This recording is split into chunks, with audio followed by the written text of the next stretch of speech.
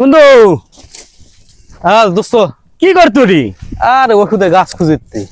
দুনিয়ার কাম নে, তুই কবরা চলে দিন থেকে আবার।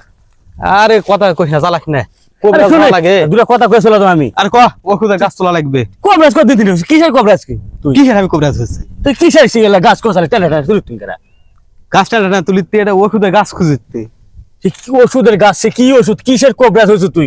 কোয়া যাবে না। আরে পাগলে আজকালকার চারবার সব মোবাইল চাপা চাপা এমনিতে সব ধজামঙ্গ হয়ে গেছে।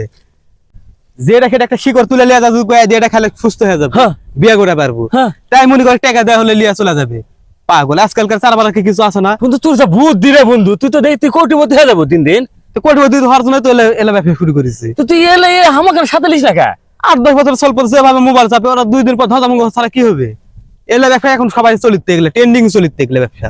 পাগল কবরাজ হওয়া লাগে না? মাথাতে এত সিটারি বুদ্ধি।